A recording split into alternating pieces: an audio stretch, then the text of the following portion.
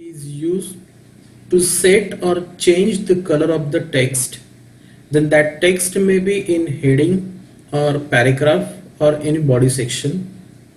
You can specify any color name as a value to color property, or you can use hexadecimal 6-digit number with hash prefix to specify any combination of color to color property. Okay, तर ह्या कलरने टेक्स्टचा colour change करता येतो. आता text टेक्स्टचा colour change करतो, पण टेक्स्टच्या बॅकग्राऊंडमध्ये जो कलर आहे, if you want to change that background colour, then the next property we are using that is a background dash colour. Okay, so background dash colour, this property is use to change background of your web page. Okay, याचा अर्थ समजा तुमच्या web पेजचा background colour जर तुम्हाला change करायचा असेल, तर हा बॅकग्राऊंड कलर चेंज करण्यासाठी बॅकग्राऊंड डॅश कलर या प्रॉपर्टीचा यूज केला जातो. मग जसं आपण कलर या प्रॉपर्टीला वेगवेगळे कलर स्पेसिफाय करत होतो, तसे सेम आपल्याला हे कलर स्पेसिफाय करावे लागतात बॅकग्राऊंड डॅश कलरसाठी. ओके, तर बॅकग्राऊंड डॅश कलर या प्रॉपर्टीचा यूज करून आपण बॅकग्राऊंडचा कलर जो आहे तो यात सेट करू शकतो. ओके, तर नेक्स्ट प्रॉपर्टी आहे font dash weight. Font dash weight या प्रॉपर्टीचा यूज करून एखादा बोल्ड लेटर जर आपल्याला करायचं असेल, किंवा एखादा टेक्स्ट जर आपल्याला बोल्ड बनवायचा असेल, किंवा त्याचा जो वेटेज आहे ते वाढवायचं असेल, म्हणजे त्याच्यामधला कलर कॉम्बिनेशन्स किंवा कलरची स्ट्रेंथ जी आहे ती वाढवायची असेल, तो बोल्ड आणखी बोल्ड दिसावा म्हणून जर आपल्याला काही चेंजेस करायचे असतील, तर बाय युझिंग फॉन्ट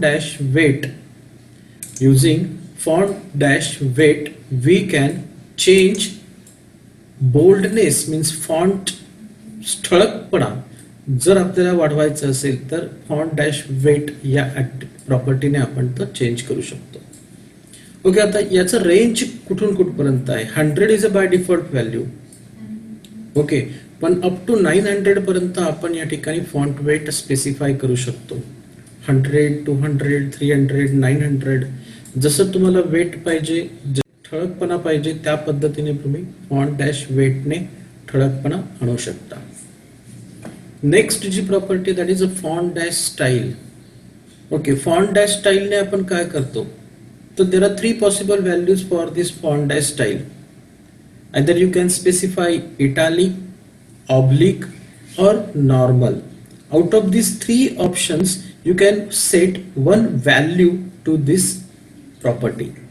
Okay, तर italic जेव्हा वापरू त्यावेळी काय होईल, when you say font dash style colon italic, at that time the content which is enclosed by the particular tag will display in italic styles, means tilted type.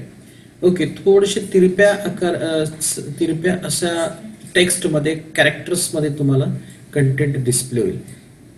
Then second value is oblique. It is similar to italic, म्हणजे तिरप्या दिसणार पण आणखी थोडेसे तिरकस जर content आपल्याला display करायचं असेल, तर by using oblique we can use text with same italic style but more tilted. Okay, next आहे नॉर्मल. जर आपल्याला नॉर्मल टेक्स्ट पाहिजे असेल, तर नॉर्मल टेक्स्टसाठी you can specify font dash style colon italic. Okay, so these 4 attributes आपण काय करू, 4च्या ग्रुपने आपण एक ॲट्रिब्यूट स्टडी करू. ओके, पहिला colour, background dash colour, font dash weight आणि फॉन्ट डॅश स्टाईल. आता हे 4 ॲट्रिब्यूट्स किंवा प्रॉपर्टीज आपण यूज करू आणि प्रोग्राम मध्ये बघू की how they will give effect on a web page. Okay, so now I am sharing other screen. Okay, now here we are going to check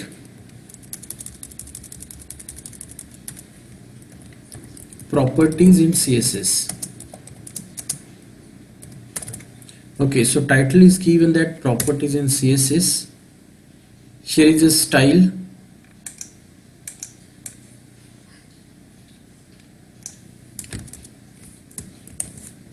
Now In head section, I write here style tag, and here is body tag. Okay, inside the style tag, I have to define a content styles, and inside the body section I am going to write HTML elements. Okay, so here I am using h1 tag, h1 and properties of or properties in CSS. I close this h1 by using /h1. Now I am using a style h1. Here I am using dot means class selector. Okay, here I am using class selector, and here I am specifying property color :red. Okay, so here I am using property color :red. Again I am using .p, opening curly bracket, closing curly bracket, and here I am using p tag. Okay, here is this tag creates a paragraph,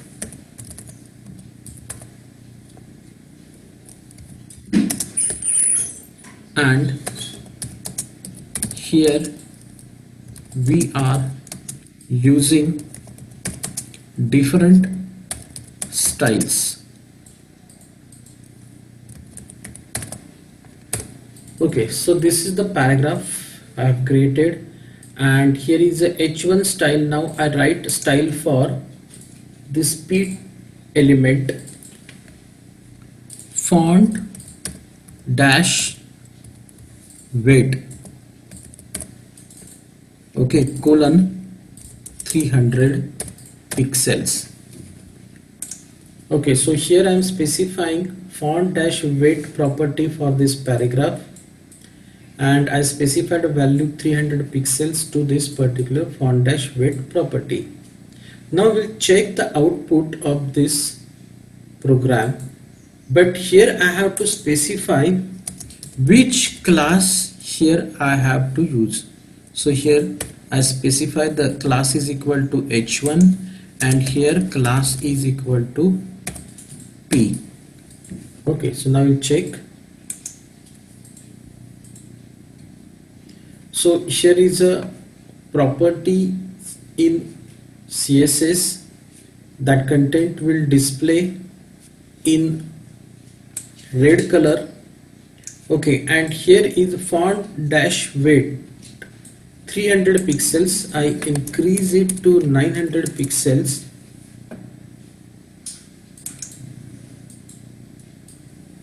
No, it doesn't give effect. Sometimes what happens, some browsers are not supporting to some properties or tags. Okay, here I am using this part. Okay, no, it doesn't work. Okay, sometimes some properties are not working, but see here, font dash style, this property works and the content displays in tilted characters. Okay, suppose you make it normal, then check what will happen. Okay, so there is normal content, normal text. Okay, and I think it displays font weight is displaying here. Okay, if I reduce the font weight, then we'll check. Yes, it works. Okay, म्हणजेच font weight ठळकपणा, आता जिथं ही content तुम्हाला अगोदर जो दिसत होता तो थोडासा लाईट आता दिसतो आहे, आणि ज्यावेळी मी फॉन्ट वेट वाढवतो त्या ठळकपणा जो वाढलेला तुम्हाला दिसेल. येस, ओके, हा ठळकपणा या ठिकाणी वाढलेला दिसतोय. So font dash weight font dash style या ठिकाणी वर्क होत आहे. आता आपल्याला बॅकग्राऊंड चेंज करायचं आहे. So background dash colour colon green. Okay, मी या ठिकाणी background dash colour colon green दिलेला आहे. कशासाठी दिलेला आहे तर हा H1 साठी दिलेला आहे. सो याचीच फक्त जी प्रॉपर्टी असेल ह्याची बॅकग्राऊंड चेंज करेल. ओके, म्हणून we will check. So this particular H1 tag चा बॅकग्राऊंड जो आहे तो बॅकग्राऊंड या ठिकाणी ग्रीन झालेला आहे. ओके, सिमिलरली बॅकग्राऊंड कलर जर तुम्हाला या पॅरेग्राफचा चेंज करायचा असेल, you can write the same property after semicolon and change background color yellow so that it will become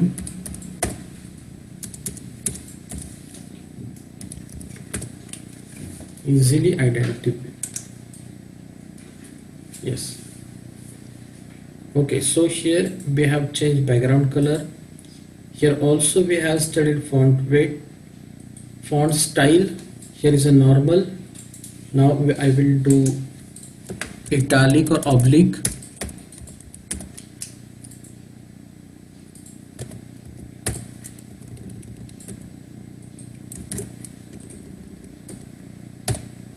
Now we'll check. This is the more tilted characters. Okay. Now here I am using italic to understand the difference between both oblique and italic. So H1 tag will display. Here I am using italic.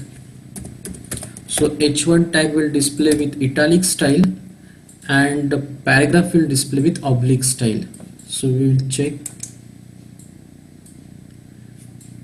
See, these are the more tilted than this one.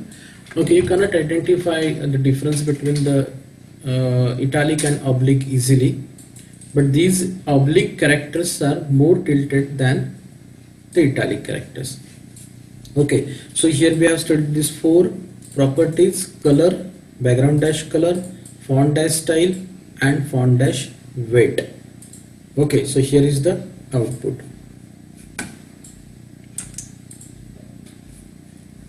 Now we'll come to our previous screen. Okay, these four properties we have studied. Now the next property is a text dash decoration. Now what is purpose of this text dash decoration?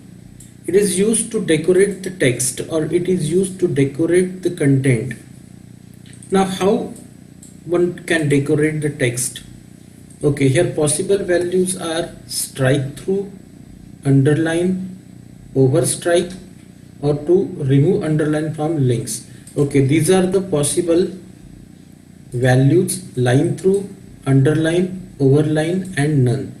Now line through means what? Strike through mark. म्हणजेच एखाद्या टेक्स्टच्या मधून एखादी line जर लिहायची असेल तर by using this line through value we can decorate the text with strike through mark. By using this underline value we can display the text with underline. By using overline we can display the line over the text, and if you specify the none, then all the underline or all the properties we have used or values we have used, that we can remove by using this none value. Okay, next property is a text align. By using this text align property we can align the text or align the paragraph to the left, right, center, or by using justify we can set the paragraph in margin. Okay, so here are possible values, that is the left. If you want to shift the text, or you can, if you want to align text into left side, then you can specify text dash align colon left. If you want to specify it at this right, then you can say text dash align colon right. If you want to write the content or write the paragraph like a poetry or poem, then you can specify it as a text dash align colon right. And if you want to justify the text, means if you want to set the spaces which we have provided in your line or set the paragraph inside the margin with proper alignment, then you can set it by text dash align colon justify. Next property is a font dash family. Here you can change the name of font. Okay, in which type of font the content to display, that can be decided by using this font dash family. Okay, and next is a font dash size. If you want to set the size of font, if you want to increase it or decrease it, then it can be possible by using font dash size.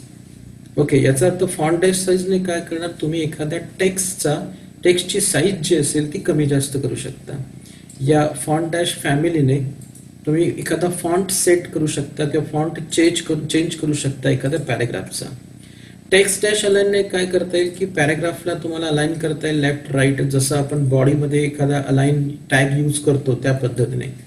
आणि text dash decoration या प्रॉपर्टीने तुम्हाला या 4 values त्या ठिकाणी दाखवता येतील. या 4 व्हॅल्यूजने तुम्हाला टेक्स्टला डेकोरेट करता येईल.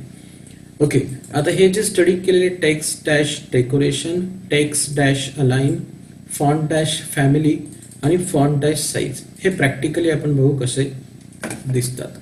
ओके, आपण ह्या अगोदरच्या ज्या स्टाईल्स लिहिल्या होत्या त्या दोन्ही स्टाईल्स रिमूव्ह करतो मी आणि फ्रेश स्टाईल आपण लिहूया.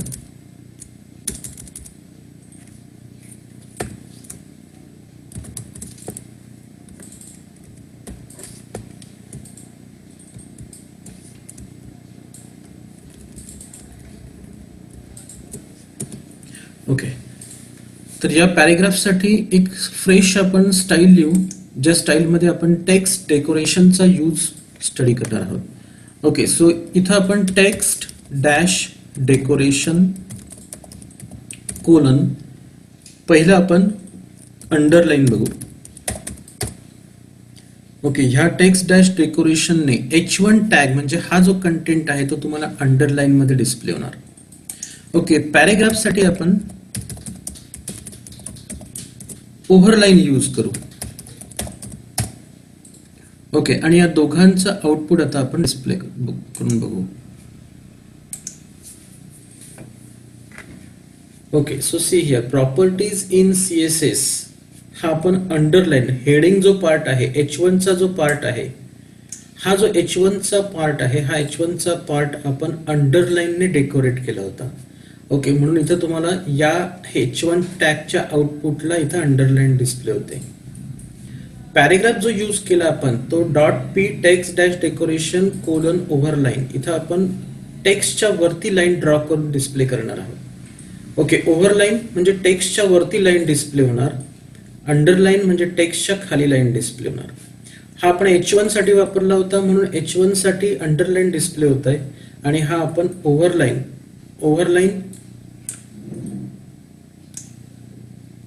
या ठिकाणी आपण ओव्हरलाईन यूज केलेला आहे. ओके, तर या पद्धतीने अंडरलाईन आणि ओव्हरलाईनचा यूज करून आपण एखादा टेक्स्ट जर असेल तर टेक्स्टच्या खाली आणि या टेक्स्टच्या वरती आपण डिस्प्ले करू शकतो एखादी लाईन. ओके, आता लाईन थ्रू प्रॉपर्टी काय वर्क करते बघू. मग अशी आपण इथं अंडरलाईन यूज केलं होतं, आता आपण लाईन थ्रू ही प्रॉपर्टी बघू.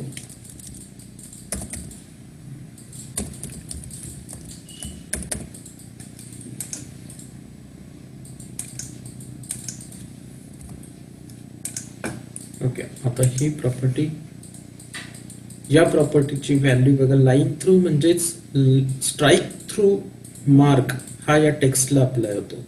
म्हणजे या टेक्स्टला खोडलेला असल्यासारखं जर भासवायचं असेल तर by using line through we can draw a line at the middle of text.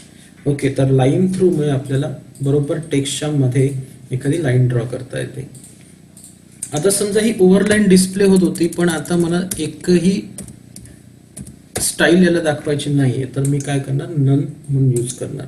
None म्हटल्यानंतर जो काही कंटेंट आपण मगाशी ओव्हरलाईन मध्ये बघत होतो तो आता विदाउट एनी स्टाईल या ठिकाणी डिस्प्ले होत आहे. ओके, जर कोणतीही व्हॅल्यू डेकोरेशनला द्यायची नसेल तर आपण नन ने ती स्पेसिफाय करतो. ओके, असे 3 व्हॅल्यूज आपण फार महत्वाचे आहेत. एक म्हणजे लाईन थ्रू, ओव्हरलाईन आणि अंडरलाईन जे टेक्स्ट डेकोरेशन सोबत यूज केले जातात. ओके, तर ह्या टेक्स्ट डेकोरेशनच्या 4 प्रॉपर्टी असतात. त्या 4 प्रॉपर्टी पैकी maximum time 3 properties are used. The first property is a underline, second property is overline, next is a line through and last is none. Okay, त्यानंतर आपण जे बघणार आहोत that is text dash align. Okay, तर text dash align साठी परत आपण या प्रोग्राम मध्ये थोडा चेंज करू.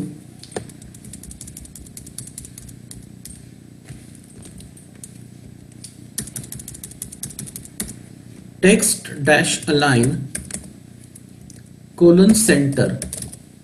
आता मी या ठिकाणी हा सेंटरला मला हा अलाइनमेंट करायची आहे या हेडिंगची, म्हणून मी प्रॉपर्टी यूज केली आहे text dash align colon centre. ज्यावेळी मी एक्झिक्यूट करण्याचा आउटपुट बघेन त्यावेळी बघा ही प्रॉपर्टीज इन CSS हा जो H1 मधला कंटेंट आहे that is align to the centre of the web page. Okay, जर एखादा कंटेंट वेब पेजच्या सेंटरला सेंड करायचा असेल तर by using text dash align colon centre we can send it to centre. Okay, आता या पॅरेग्राफला आपण जस्टिफाय करून बघू. ओके, हा पॅरेग्राफ शॉर्ट आहे. आपण या पॅरेग्राफला सेम सेंटेन्स बरेच वेळा टाईप करून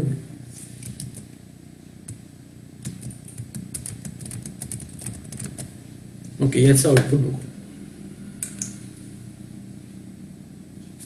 हा आता प्रॉपर या ठिकाणी अलाइन दिसतो आहे.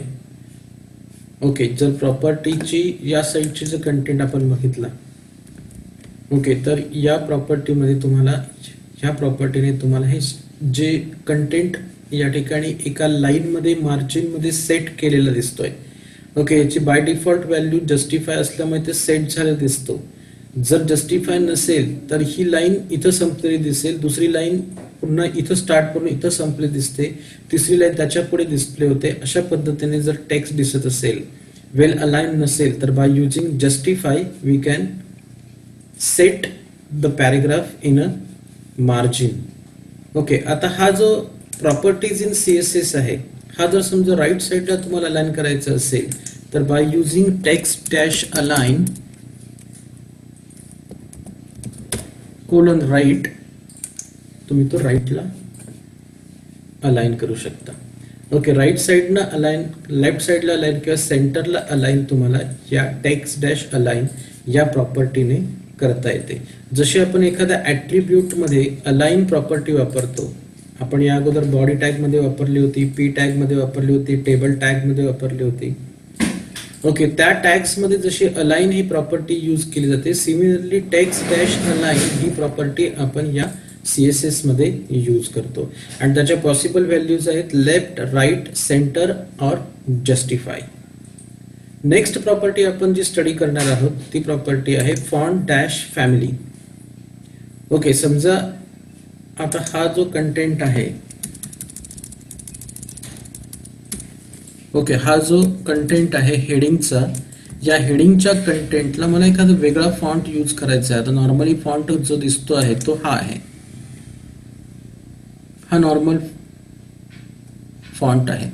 आता हा नॉर्मल फॉन्ट चेंज करून मला वेगळा फॉन्ट तयार करायचा असेल तर इथं मी त्या फॉन्टचं नाव लिहू शकतो फॉन्ट डॅश फॅमिली या प्रॉपर्टीने.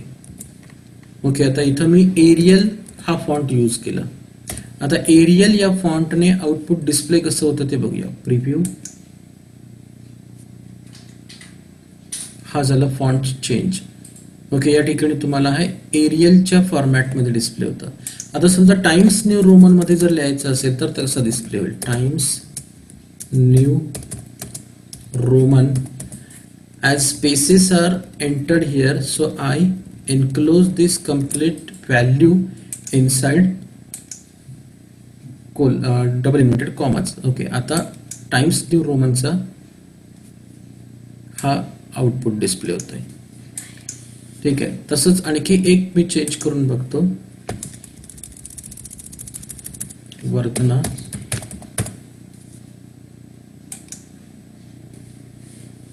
ओके, हा वर्धना स्टाईल मध्ये दिसतोय. ओके, जर फॉन्ट तुम्हाला चेंज करायचे असतील तर by using font dash family we can change font name. Okay, या पॅरेग्राफला समजा एखादा फॉन्ट सेट करायचा असेल तर तो देखील तुम्हाला इथनं करता येऊ शकतो. For example font dash family colon Arial. Okay, आता याचा आउटपुट बघा. पी टॅग साठी वापरलाय म्हणजे पॅरेग्राफ साठी हा यूज होणार. ओके, हा एरियल या फॉन्ट टाइप मध्ये कंटेंट डिस्प्ले होतोय. ओके, याचा अर्थ फॉन्ट डॅश फॅमिलीने आपण जो हवा तो फॉन्ट सिलेक्ट करून तो अप्लाय करू शकतो HTML एलिमेंट साठी. ओके, नेक्स्ट जो होता तो फॉन्ट डॅश साईज. ओके, आता ही जी साईज आहे ही फॉन्टची साईज जर आपल्याला वाढवायची असेल तर ज्या ठिकाणी आपण फॅमिली यूज करतो त्या ठिकाणी फॉन्ट डॅश साईज यूज करून तुम्ही फॉन्ट डिस्प्ले करू शकता.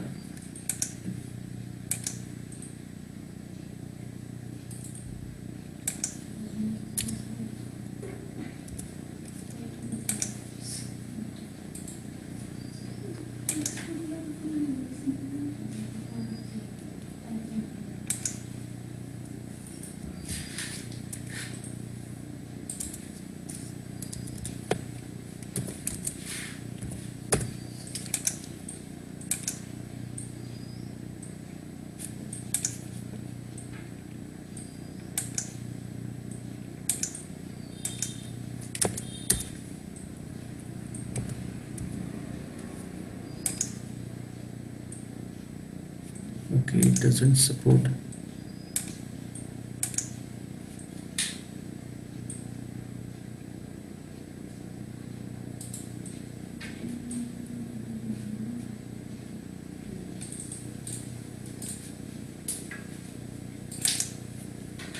Font size colon 80 centimeter. Everything is right here.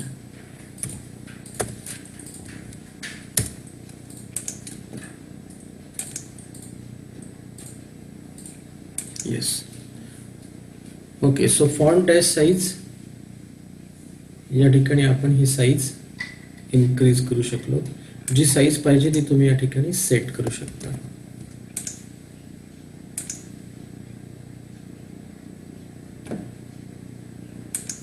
Fifty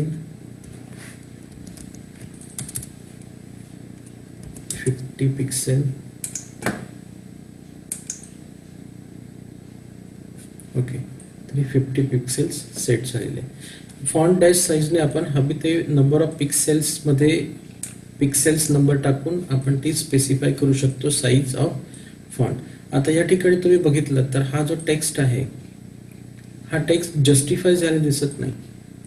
okay, त्यामुळे मगाशी आपण एक प्रॉपर्टी यूज केली होती जस्टिफाय. कशासाठी यूज केली होती तर ती टेक्स्ट डॅश अलाइन साठी होती. ओके, आता या text dash align is colon जस्टिफायचा आपण वापर इथं करून बघू.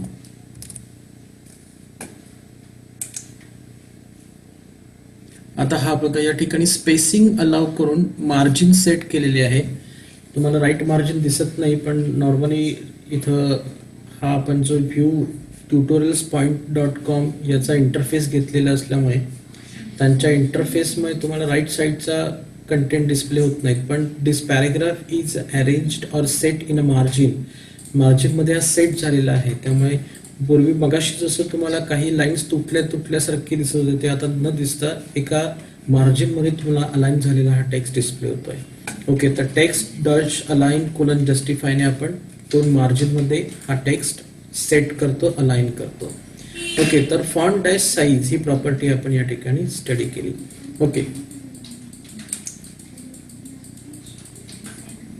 परत मी मगाशी जी फाईल आपण ओपन केली होती त्या फाईलवर येऊया. Okay, text dash align property बघितली ज्याच्यामध्ये लेफ्ट राईट सेंटर और जस्टिफाय हे 4 व्हॅल्यूज यूज होतात. फॉन्ट डॅश फॅमिली बघितली, त्या फॉन्ट डॅश फॅमिलीमध्ये आपण फॉन्ट नेम चेंज करू शकतो. फॉन्ट डॅश साईज बघितली आपण, या फॉन्ट डॅश साईजचा यूज करून आपल्याला साईज चेंज करता येते फॉन्टची. जी साईज फॉन्टला सेट करायची असेल ती सेट आपण या ठिकाणी करू शकतो. ओके, आता पुढचा फॉन्ट आपण बघणार आहोत, that is a letter spacing. दोन लेटर मधलं distance between any two letters can be or any adjacent letters can be specified by using letter dash spacing. Okay, म्हणजे दोन कॅरेक्टर मधलं जर अंतर आपल्याला द्यायचं असेल तर ते आपण लेटर डॅश स्पेसिंगने देऊ शकतो. ओके, मग ते नंबर ऑफ पिक्सेल्स मध्ये असू शकतं, इंच मध्ये असू शकतं, MM किंवा CM किंवा पॉइंट मध्ये असू शकतं. ओके, तुम्ही यापैकी कोणत्याही व्हॅल्यू मध्ये तुम्ही स्पेसिफाय करू शकता letter spacing. Even font size देखील पिक्सेल्स, इंच, MM, मिलीमीटर आणि सेंटीमीटर मध्ये तुम्ही देऊ शकता.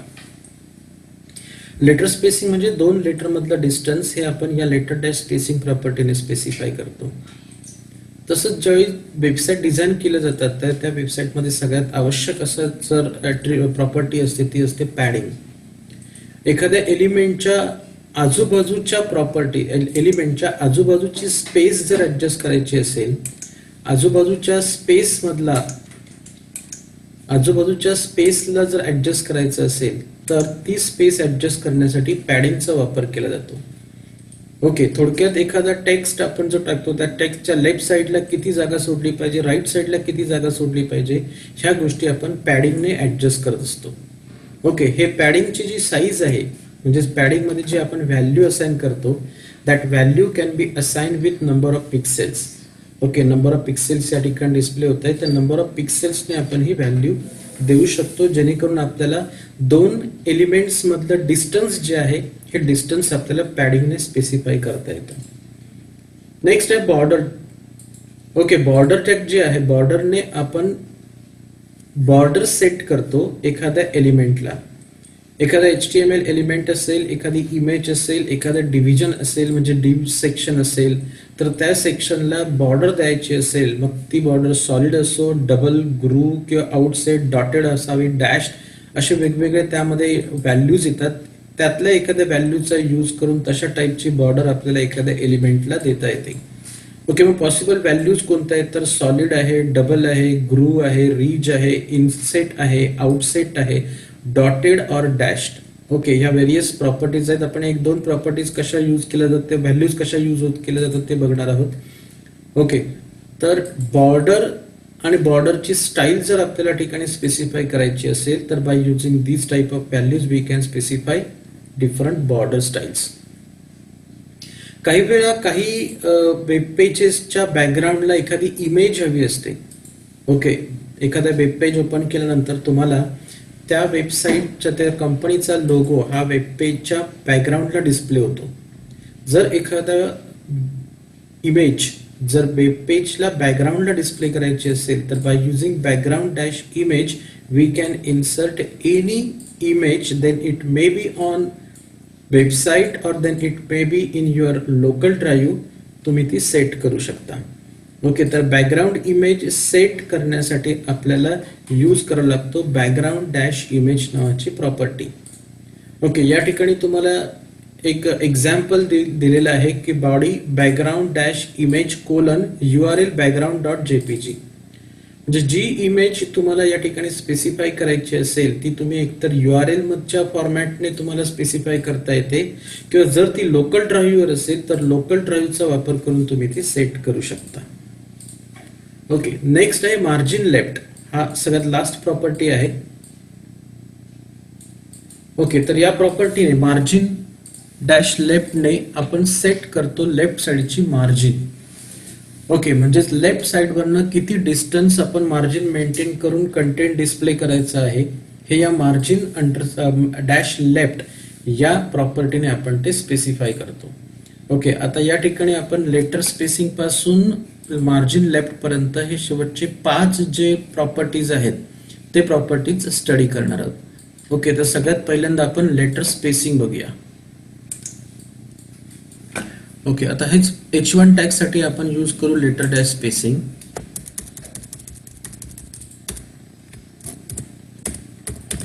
Letter dash spacing colon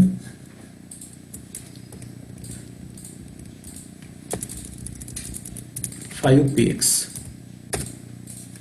okay, आता लेटर डॅश स्पेसिंग आपण H1 साठी 5 दिलेला आहे, म्हणजे ज्याच्यासाठी आपण 2 कॅरेक्टर मधलं डिस्टन्स 5 पिक्सेल दिलेलं आहे.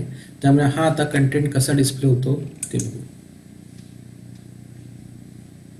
ओके, तर या ठिकाणी बघा हे स्पेसिंग तयार झालं, या 2 लेटरमध्ये स्पेसिंग तयार झालं. ओके, जे 5 नंबर ऑफ पिक्सेल्स आहे.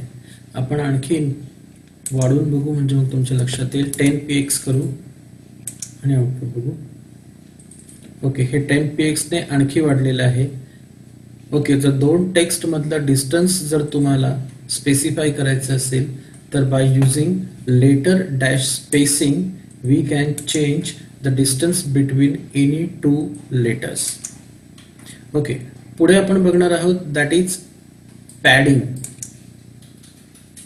ओके, तर पॅडिंग साठी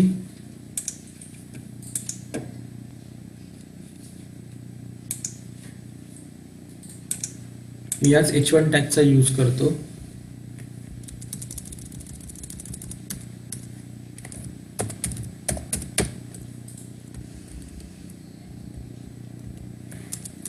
पॅडिंग 50px दिलेलं आहे.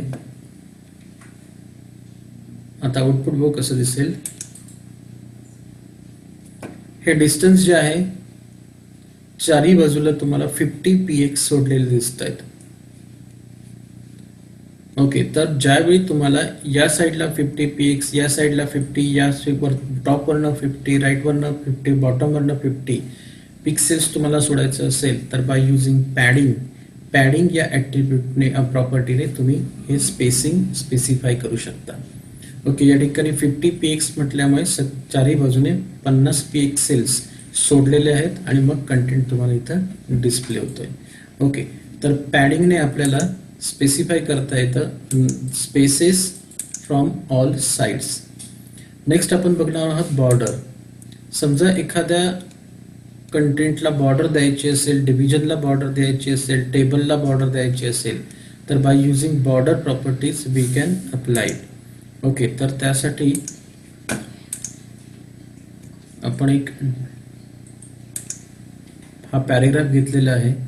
या पॅरेग्राफला बॉर्डर सेट होते का बघू. Border colon solid. ओके, आता या ठिकाणी बघा ही बॉर्डर तुम्हाला तयार झालेली दिसते आहे या पॅरेग्राफला. ओके, कारण पॅरेग्राफसाठी आपण ही बॉर्डर लिहिली होती त्यामुळे ती पॅरेग्राफसाठी तयार झाली. पुढची आपली जी व्हॅल्यू आहे, ओके, ती व्हॅल्यू आपण चेक करून बघू. जर डबल केलं याच व्हॅल्यूला तर काय होतं. ओके, म्हणून नेक्स्ट व्हॅल्यू जी आहे ती डबल.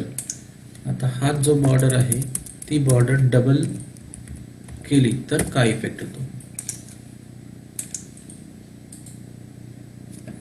2 बॉर्डर्स तुम्हाला या ठिकाणी डिस्प्ले होत आहेत. एक लहान साईजची बॉर्डर, दुसरी लहान साईजची बॉर्डर, एकावर एक अशी या ठिकाणी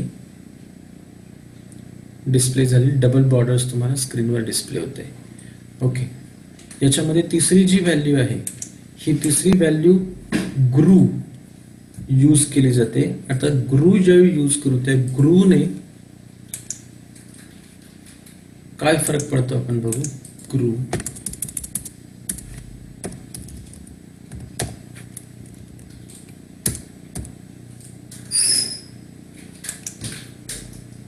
ज्यावेळी तुम्ही ग्रू करता त्यावेळी ह्या पद्धतीने तुम्हाला ग्रे स्केल मध्ये बॉर्डर डिस्प्ले होते. ओके, आणखी कलर आहेत, आणखी 2 स्टाईल राहिलेले आहेत. त्यातली सेकंड लास्ट स्टाईल आहे ती म्हणजेच डॉटेड आणि डॅश. सो डॉटेड करून बघू.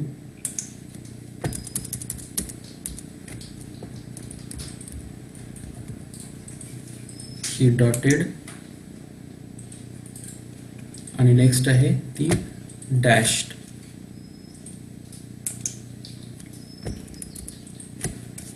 नेक्स्ट व्हॅल्यू आहे डॅश्ड.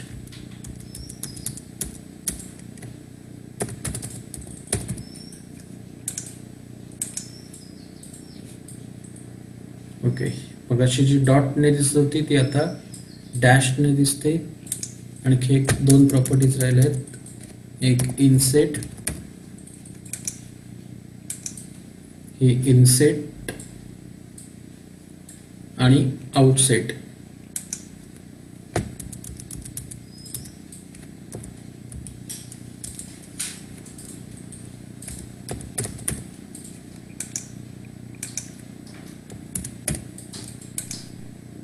ओके, ही आउटसेट. ओके, इनसेट आणि आउटसेटने ह्या पद्धतीचे तुम्हाला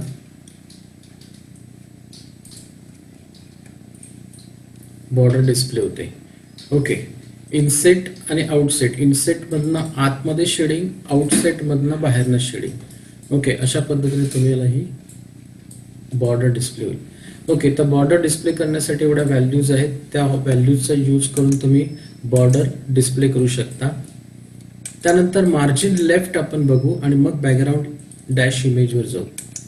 ओके, मार्जिन लेफ्ट साठी आपण याच पी टॅगला मार्जिन सेट करू. Margin dash left (10 px). Okay, आता 10 पिक्सेल मार्जिन लेफ्ट आपण या पॅरेग्राफला डिस्प्ले केलेले आहे. याचा आता प्रिव्ह्यू बघू. ओके, मार्जिन लेफ्ट म्हटल्यानंतर या ठिकाणी 10 px डिस्टन्स मेंटेन करून तुम्हाला कंटेंट डिस्प्ले होतो. ओके, जर तुम्ही यूज वाढवलात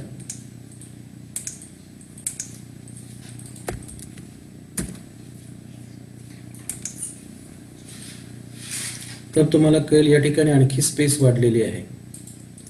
ओके, तर ही जी लेफ्ट डिस्टन्स आहे मार्जिनचं, एका या मार्जिन पासून इथलं डिस्टन्स, हे जर तुम्हाला इन्क्रीज करायचं असेल, डिक्रीज करायचं असेल तर by using margin dash left we can skew space from left margin. Okay, तर ह्या लेफ्ट मार्जिन पासून पूर्ण कंटेंट जो आहे डॉक्युमेंटचा तो तुम्ही शिफ्ट करू शकता, फॉन्टचा शिफ्ट करू शकता, पॅराग्राफचा शिफ्ट करू शकता. ओके, आणि लास्ट आहे ती बॅकग्राऊंड डॅश इमेज.